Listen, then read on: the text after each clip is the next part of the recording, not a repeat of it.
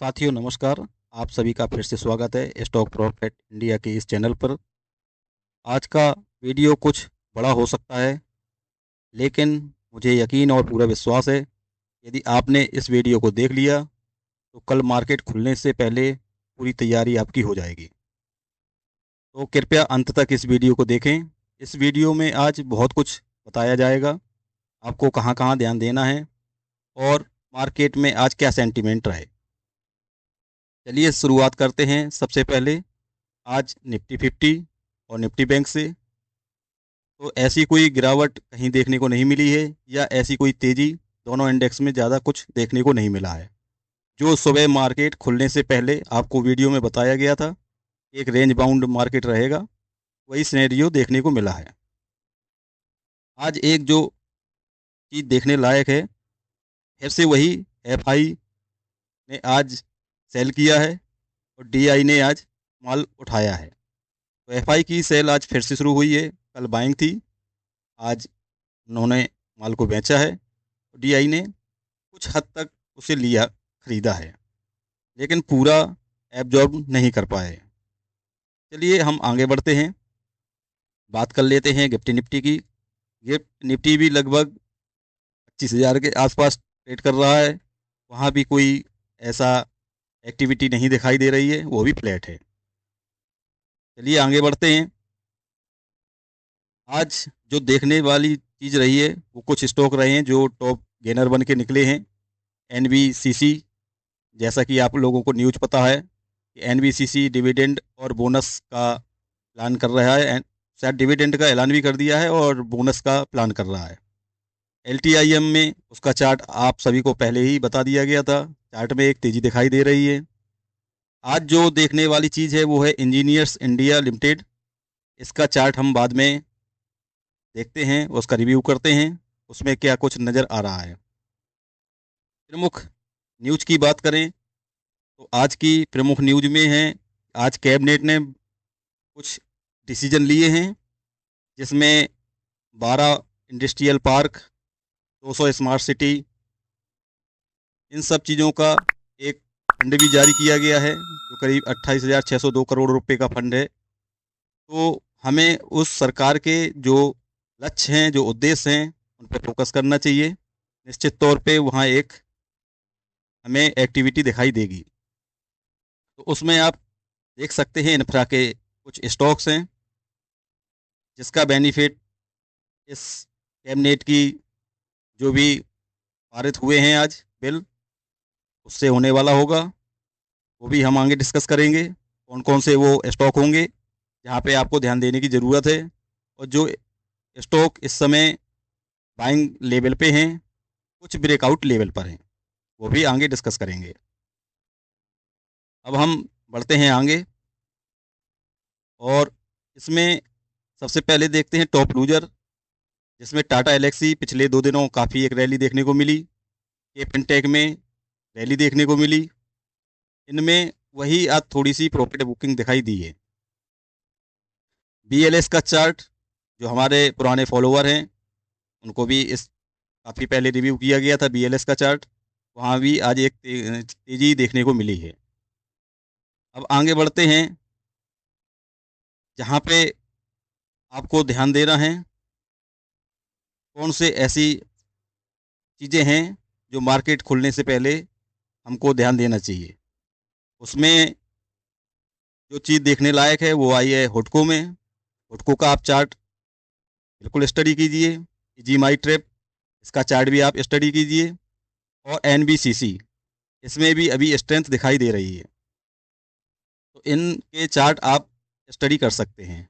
High volume high gain में आज easy माई trip, हुडको, IEX, NBCC और रेणुका, इनके चार्ट भी आप स्टडी कीजिए कल के लिए।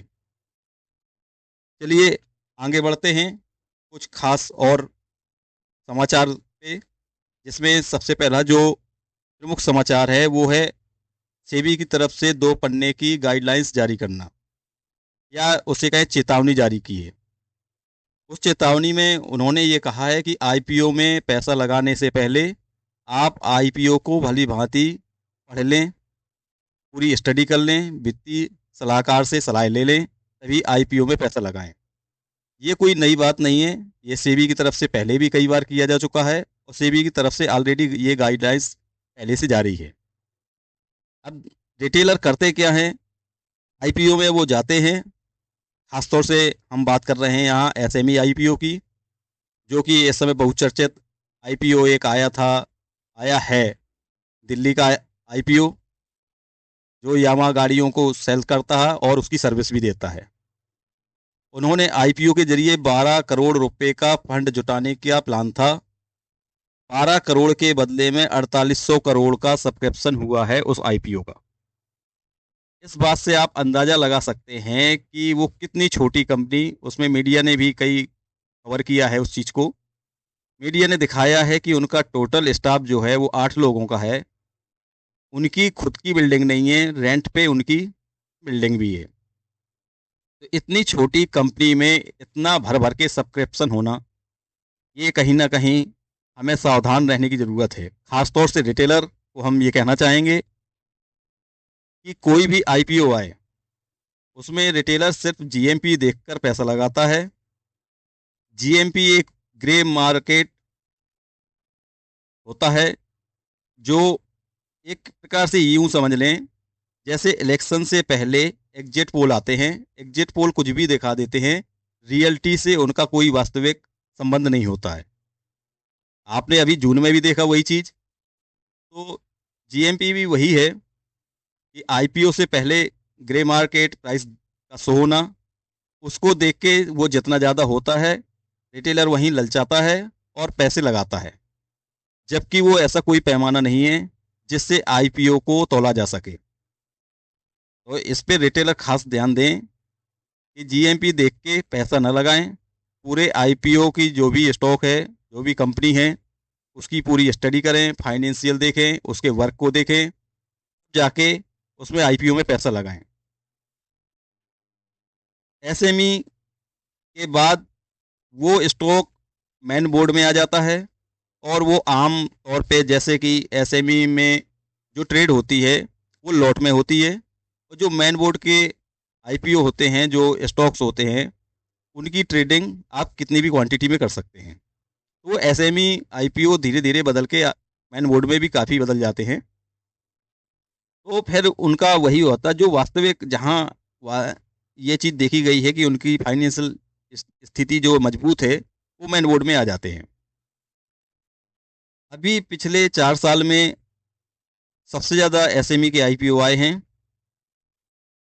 जिसमें करीब 4 साल में जो आंकड़ा है वो 5500 करोड़ रुपए आईपीओ में लगाए गए हैं। ये एक बहुत बड़ा आंकड़ा है पिछले 4 साल का। इससे पहले इतना बड़ा पैसा कभी एसएमई सेक्शन में नहीं गया है। तो यहाँ पे रिटेलर को बिल्कुल ध्यान देने की ज़रूरत है। किसी भी आईपीओ को आंख बंद करके अप्लाई ना करें, पूरी स्टडी करें, तब जाके कहीं उसमें अपना पैसा लगाएं। ये सेबी ने भी आज अपने जो चेतावनी जारी की है उसमें भी वही बात कही गई है। अब हम बात करते हैं, एक आज जो सबसे बड़ी डील हुई है, वो डील हुई है रिलायंस और डिज्नी हॉटस्टार की। रिलायंस और डिज्नी हॉटस्टार में 8.2 बिलियन की जो डील हुई है, जो इतिहास की अभी तक की सबसे बड़ी डील देखी जा रही है। उससे क्या हमें फ़ायदा होगा, या किस स्टॉक को फ़ायदा होगा, या क्या उसका सिनेरियो निकल के आ रहा है, हम उस पर भी आज चर्चा करेंगे। तो वीडियो थोड़ी सी लंबी होगी, लेकिन आपका पूरा निष्कर्ष आपको इस वीडियो में मिल जाएगा। तो जैसा कि ये 8.2 बिलियन की डील हुई है, सीसीआई ने इसको मंजूरी भी दे दी है। काफ़ी दिनों से इनके बीच में ये वार्ता चल रही थी और आज उसको आखिरी तौर पर अनुमति मिल गई है। तो उसमें हम बात करते हैं एक मीडिया की, जो कि अब मीडिया वैसे भी सब लोगों को मालूम है कि मीडिया एक निजी घराने की तरफ, एक निजी कंट्रोल में जा रही है। और मीडिया का जो मेन प्रॉफिट का सेक्शन होता है, वो न्यूज नहीं होता है। न्यूज़ से मीडिया कुछ भी अर्न नहीं करती है। सबसे ज़्यादा जो मीडिया में अर्न होता है वो होता है खेल से, और खेल में भी सिर्फ क्रिकेट। हमारे देश में क्रिकेट की लोकप्रियता सबसे ज़्यादा है, और सबसे ज़्यादा पावर, सबसे ज़्यादा राजनीति, सबसे ज़्यादा ऐसा, या इस बात को ये कहें कि खेल का मतलब पैसा और पैसे का मतलब क्रिकेट, और क्रिकेट का मतलब पैसा, ये सारा एक चक्र है। तो हमारे यहाँ जो सबसे ज़्यादा पैसा है वो क्रिकेट में है। और जो ये डील हुई है वो केवल डील इसलिए अभी तक लटकी हुई थी कि उस डील में जो डिज्नी के पास इंडिया क्रिकेट टीम कहीं भी मैच खेले, वो इंडिया में खेले या इंडिया के बाहर खेले, उसका प्रसारण का अधिकार वो डिज्नी के पास था। डिज्नी ने 2023 में 25,000 करोड़ रुपए की ये बोली जीती थी, और उसमें 2023 से और 2027 तक 5 साल का अनुबंध है कि वो डिज्नी हमारे क्रिकेट का कहीं, भारतीय क्रिकेट को कहीं भी हो, वो दिखाएगी।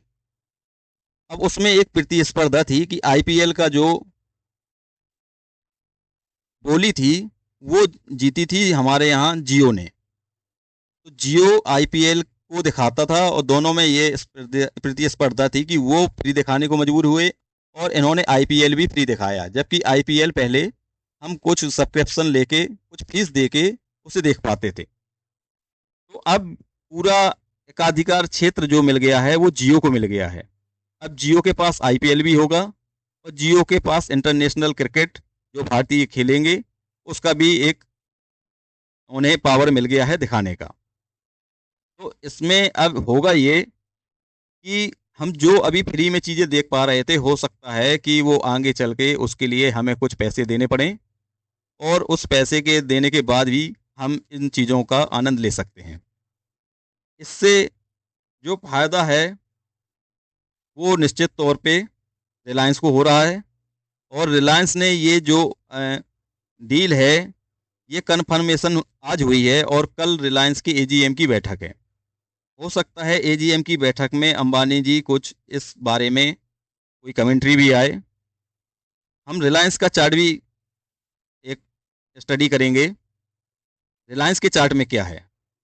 इस प्रकार की न्यूज़ से निश्चित तौर पे रिलायंस में कहीं ना कहीं कुछ दिखाई देगा। तो हम बाद में चलते हैं, रिलायंस का चार्ट भी एनालिसिस करेंगे, और इस आईपीएल में जो फ़ायदा होगा वो तो जियो को हो ही रहा था, और साथ में भारतीय क्रिकेट का भी फ़ायदा होगा। इससे रिलायंस ग्रुप को एक बेनिफिट दिखाई दे रहा है। अब ये हो गई आज की बात। इसके बाद आते हैं हम चार्ट में, और चार्ट से पहले कुछ बात करना चाहते हैं जो चीज़ें बेसिक हैं। इंडेक्स में कुछ ना कुछ तेज़ी दिखाई दे रही है, लेकिन आमतौर पे जो रिटेलर के पोर्टफोलियो हैं वो हरे में यदि हैं भी तो बहुत थोड़ी सी परसेंटेज में हैं, या फिर वो लाल निशान पे ही बंद हो रहे हैं। ये क्यों हो रहा है? ये इसलिए हो रहा है कि यहाँ पे जो एक रैली चल रही थी, उस रैली से पैसा निकल रहा है, और वो पैसा दूसरी जगह शिफ्ट हो रहा है। इसको कहते हैं सेक्टर रोटेशन। ये चीज़ नज़र आ रही है। रिटेलर आमतौर पे जहाँ पे रैली होती है वहीं पैसा लगाता है। इस समय ट्रेडर के वो हाल हैं कि ट्रेडर पहले जो 5 से 10% आराम से निकाल लेते थे, अब वहाँ सिर्फ 2 से 3% निकालना उनको भारी पड़ रहा है। इस प्रकार से स्टॉक एक्टिविटी चल रही है। आज ये स्टॉक यदि चल गया तो उसका नंबर लगभग 15 दिन बाद आता है, जब वो चलना शुरू होता है। उस 15 दिन में रिटेलर रुक नहीं पाता है, और वहाँ पेशेंस अपना खो देता है। तो इस समय वही केवल ट्रेडर सक्सेस हैं जिन्हें चार्ट पढ़ना आता है।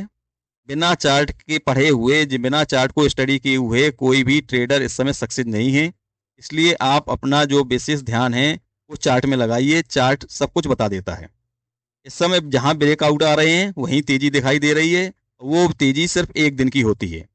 इसलिए समय से ट्रेडर के लिए बहुत जरूरी है कि समय से एंट्री और समय से निकलना। इस समय प्रॉफिट बहुत छोटे छोटे बन रहे हैं, उसमें और नई एक समाचार है वो कि एनवीडिया के आज रात को यूएसए में नंबर आने हैं, जिसका प्रभाव हमारे यहाँ भी पड़ता हुआ दिखाई कल दे सकता है। जैसे उसके नंबर आएंगे उसी प्रकार से हमारे यहाँ आईटी सेक्टर रिएक्शन देगा।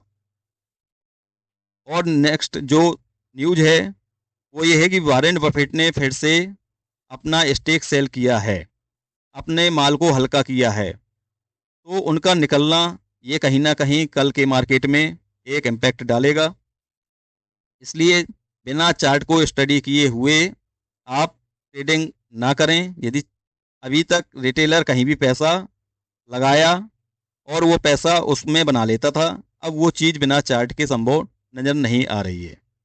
तो ये चीज़ें हो गई। अब हम बात आते हैं कि आज कैबिनेट ने जो प्रस्ताव मंजूर किए हैं उसमें किसको किसको फ़ायदा हो सकता है। उससे पहले सबसे पहले हम जाते हैं चार्ट में।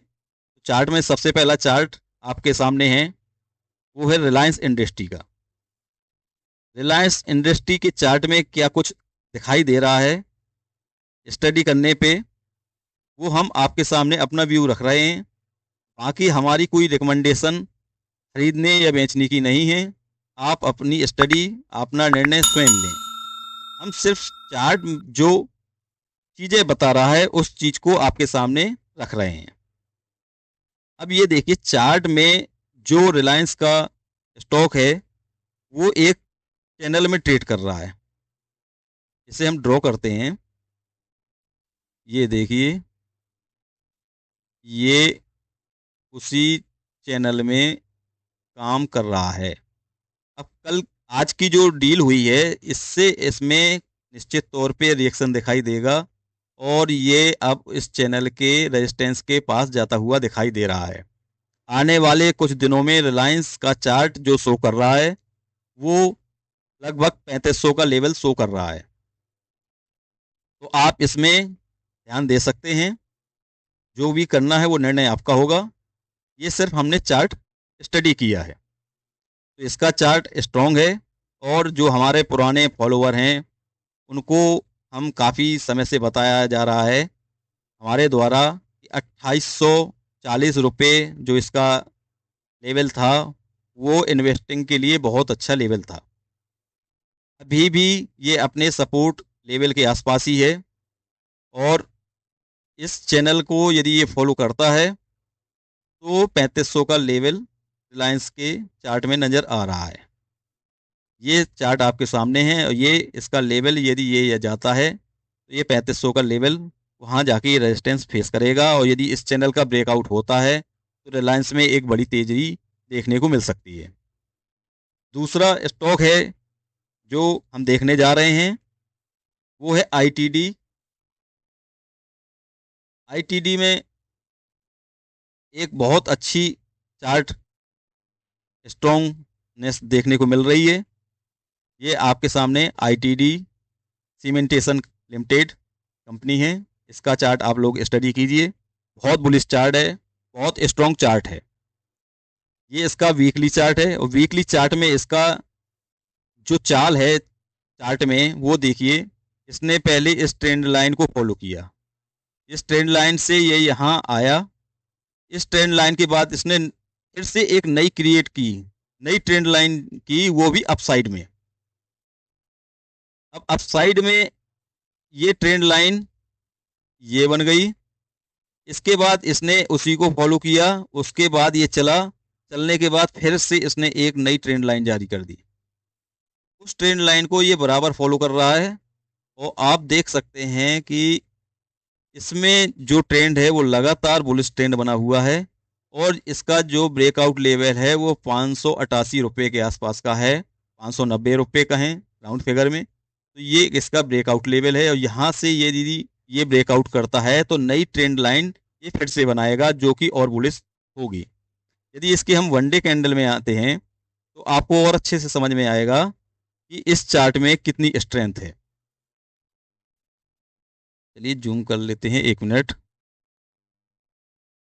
ये देखिए ये लगातार इस ट्रेंड लाइन को फॉलो कर रहा है। ट्रेंड लाइन को फॉलो करते हुए यहाँ पे देखिए कोई भी ऐसी चीज़ दिखाई नहीं दे रही है टेक्निकल रूप से, जो कि यहाँ पे बड़े प्लेयर कोई भी माल इसको निकालना चाहता हो। यानी जो भी प्लेयर हैं, वो अपना माल दबा के बैठे हुए हैं।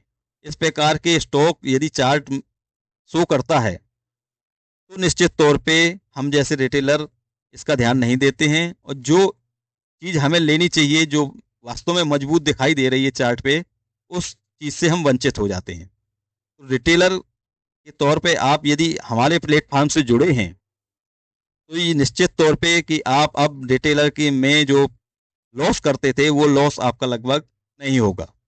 आप हमारे चैनल से जुड़े रहिए। हम उस इन्फॉर्मेशन के साथ आते हैं जो इन्फॉर्मेशन यूट्यूब में और कहीं नहीं मिलती है हमारे चैनल के अलावा। हम शुद्ध भाषा में, शुद्ध हिंदी में आप लोगों को समझाते हैं, साधारण भाषा में समझाते हैं कि रिटेलर को क्या क्या चीज़ें ध्यान देनी चाहिए। तो इसका बहुत स्ट्रॉन्ग चार्ट है, इसको आप स्टडी कीजिए। अब आते हैं हम नेक्स्ट स्टॉक में, जो है इंजीनियर्स इंडिया लिमिटेड। इसका चार्ट बहुत अच्छा चार्ट है, और आज के जो कैबिनेट में जो प्रस्ताव पारित हुए हैं, उसका कहीं ना कहीं इस पे रिएक्शन आपको दिखाई दे सकता है। ये वीकली चार्ट है। वीकली चार्ट में इस ट्रेंड लाइन को ही ये सपोर्ट के रूप में ले रहा है। यहाँ से एक बुलिशनेस दिखाई दे रही है, कैंडल पैटर्न है वो भी बुलिश है। यहाँ पे एक हो सकता है कि फिर से जो इसका पैटर्न चल रहा था, इस ट्रेंड लाइन से ऊपर जाना, फिर से ट्रेंड लाइन को एक सपोर्ट के रूप में लेना, फिर यहाँ से बाउंस करना, फिर उसी ट्रेंड लाइन को लेना, फिर यहाँ से आया, फिर उसने उसी ट्रेंड लाइन का सपोर्ट लिया। यहाँ से फिर से एक बाउंस होगा, जो कि लगभग ये एरिया तय करेगा। तो आप स्टॉक ये आप अपनी वॉच लिस्ट में ऐड कीजिए, स्टडी कीजिए, फिर आगे जो भी एक्शन लेना है वो आपका स्वयं का होगा। अब हम बात करते हैं इसमें नेक्स्ट स्टॉक की, जिससे कि आज सरकार के जो प्रस्ताव हैं उससे फ़ायदा हो सकता है। वो स्टॉक है वेल्सपन कॉरपोरेशन लिमिटेड। इसका स्टॉक में जो चार्ट शो कर रहा है, यहाँ भी एक स्ट्रेंथ दिखाई दे रही है। अब इसमें थोड़ा सा गुंजाइश है, ये अपने सपोर्ट लेवल से थोड़ा सा ऊपर है, तो आप उस प्रकार से इसमें देख सकते हैं। सपोर्ट पे लेना है या नहीं लेना है वो आपका निर्णय होगा। हम केवल चार्ट में अपना रिव्यू दे सकते हैं, वो आपके सामने रख रहे हैं। इसका वनडे का चार्ट है, और वनडे के चार्ट में जो इसका ट्रेंड लाइन है, ट्रेंड लाइन के पास ये आके एक सपोर्ट लेता है, सपोर्ट के बाद एक बाउंस मिलता है, बाउंस के बाद फिर वहीं सपोर्ट मिलता है, सपोर्ट के बाद ये बाउंस अभी पूरा सपोर्ट के पास नहीं आया है। तो आप इसको अपने उसमें ऐड कर सकते हैं वॉच लिस्ट में, और इस पे एक ध्यान दे सकते हैं। जो इसका सपोर्ट लेवल वो 670 के आसपास, 670 से 680 वो एक सपोर्ट लेवल है, यहाँ पे ये आता है, तो आप उसको देख सकते हैं। अब इसमें नेक्स्ट स्टॉक है पीएनसी, सॉरी रेडगेन। रेडगेन में एक न्यूज है कि इन्होंने एक पार्टनरशिप की है। अब उस स्टॉक, उस कंपनी का अभी नाम याद नहीं आ रहा है, उनके साथ पार्टनरशिप की है। तो इसमें एक पॉजिटिव न्यूज़ है, और इसके चार्ट में भी ऐसा कुछ अभी नहीं दिखाई दे रहा है कि स्ट्रेंथ या एक न्यूट्रल चार्ट है। बस इसलिए कवर किया गया है कि इसमें एक न्यूज है कि इन्होंने एक बड़ी पार्टनरशिप की है। इसके बाद आते हैं हम एचजी इन्फ्रा पे। एचजी इन्फ्रा इस समय अपने सपोर्ट लेवल पर है, लेकिन इसमें वीकनेस शो हो रही है। ये इसका एक एरिया था जहाँ पे ये ट्रेड कर रहा था। इस एरिया को इसने ब्रेक डाउन किया। ब्रेक डाउन करने के बाद इसका जो ट्रेडिंग लाइन थी, उस ट्रेडिंग लाइन का भी इसने ब्रेक डाउन कर दिया है। अब इसका ये सपोर्ट लेवल है 1500। यदि ये 1500 के लेवल को तोड़ता है, तो इसमें जो सपोर्ट, नेक्स्ट सपोर्ट बनेगा वो 1224-25 के आसपास का सपोर्ट दिखाई दे रहा है। तो इसको भी आप स्टडी कर सकते हैं। इसके बाद एक और चार्ट इन्फ्रा का ही हम उसको स्टडी करते हैं, जो कि अपने सपोर्ट एरिया पे ट्रेड कर रहा है। इसको भी आप स्टडी कीजिए। इसका चार्ट काफ़ी हद तक एक इन्वेस्टिंग वाला चार्ट दिखाई दे रहा है। इसका जो पिछला रिकॉर्ड है, ये अपना ब्रेकआउट देता है, ब्रेकआउट देने के बाद कंसोलिडेशन करता है।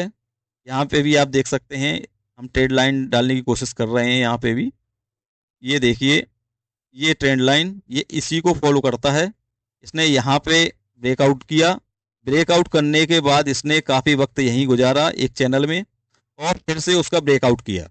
ब्रेकआउट करने के बाद फिर ये एक चैनल में फंस गया, वो चैनल भी अब नैरो होता जा रहा है। तो ये इसका एक बहुत स्ट्रॉन्ग सपोर्ट है। तो ये अपने सपोर्ट लेवल पे ट्रेड कर रहा है, इसको आप स्टडी कर सकते हैं।